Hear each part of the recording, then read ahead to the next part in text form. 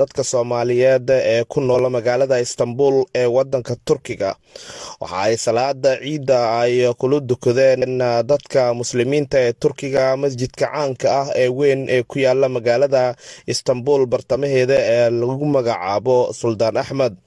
ayadoo salaada kadibna ay dadka isku hambalyeeyeen isla markaasna ay hambalyo hawada u mariyeen dhammaan ummadda Soomaaliyeed gaar ahaan eheladooda iyo qaraabadooda oo ku nool dunida dacaladeeda. Aygu waa Cabdiraxmaan Xirsi Muslin waxaan joognaa magaalada Istanbul masaajidka Sultan Ahmed kullu caam wa antum bikhair عيد مبارك عيد الأضحى مبارك دمان أمد الصوماليات يا أمد الإسلام كميل جوان وحن ليه عيد مبارك وحن لنا هي أمد الصوماليات ميل بيجوان يا أمد المسلمين عيدكم مبارك عيد ونكسن أيان لنا هي عيد إذا إلهي هنو قرسيو إنه عافمات قبنا ما أنت ما شاء الله وما أنت عيد وينيت عيد الأضحى المبارك شلنا waxay ahayd ma sha Allah maalintii sagaalaad ay ahayd oo banka caraf la taagna maanta waxa weyn waa yawm an-nahr waa maalintii oo la qalay ariga la qalay waan maanta oo ay ugu mid tahay amaasha ugu wanaagsan ilaahay looga dhawaado yaani maalmahan waa ilaahay rasuul sallallahu alayhi wasallam wuxuu ku tilmaamay wuxuu yiri yawma aklin wa shurbin wa dhikrin lillahi ta'ala waa maalin raashin la cunayo oo la caawayo oo ilaahay la xusayo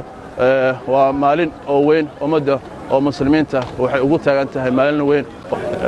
kullu caam wa antum bikhair kullu caam wa antum bikhair waxaan halkan salaamayna ugu horeyso marka ummadda Soomaaliyeed walba ay joogan waxaan leenahay ciid wanaagsan ciid mubaarak waxaan halkan kaloo ka salaamayna jaalida Soomaaliyeed ee degan wadanka Turkiga khaas ahaan magaalooyinkeeda kala duwan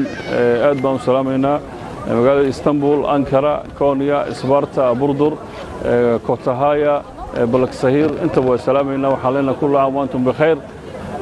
محوها إلهي سبحانه وتعالى سنة تيدا كله إن إلهي نو غارسيو عافمات عمر دير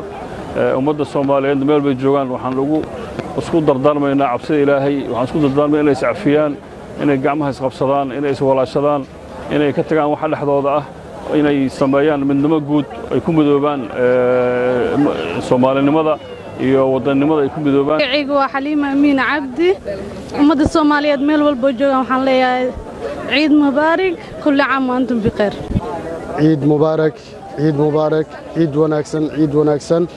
dhammaan ummadda muslimiinta meel walba ay adduunka kaga nool yihiin waxaan leeyahay ciid wanaagsan waxaan gaar ahaan xafladan ciida aan u dirayaa hambalyadan ciid oo hambalyeynaya munaasabadan ciid darteeda ummadda Soomaaliyeed meel walba ku nool yihiin gaar ahaan familka qaraawada asxaabta waxaan leeyahay ciid wanaagsan ciid mubaarak kullu caam wa antum bikhair. magacaygu waa Khatar Axmed Cadow ma sha Allah waa ciid ugu horeysan Istanbul aan ku ciido aadan ugu faraxsanahay ciid wanaagsan ciid mubaarak waxaan meeshaan hambalyo ciid ugu dirayaa awlaadayda Xaawa Axmed Cabdullaahi inta ka yaroodan ma sha Allah inta Soomaali inta Islaam hoodan waxaan leeyahay ciid mubaarak. السلام عليكم ورحمة الله وبركاته سومالي ونسام بك استاجبتان كل عام وانتم بخير أنا وأمل آدم أونيل هادلي سوف فروم تركيا وحنا ديلا سومالي وين عيد وناكسن كل عام وانتم بخير سنة خير قبتنا نوقدقو ومهسنتين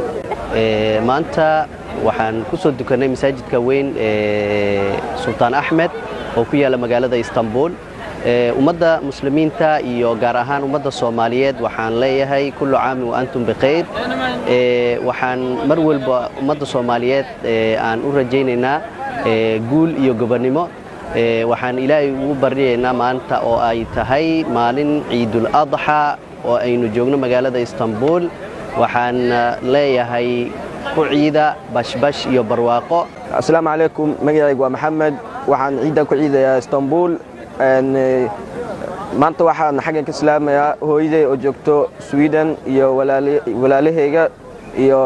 habriyaasheeda habritay Sahro iyo habritay Shiino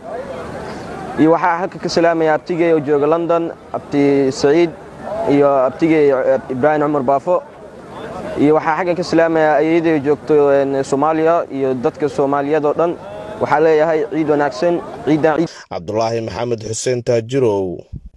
warbaahinta qaranka.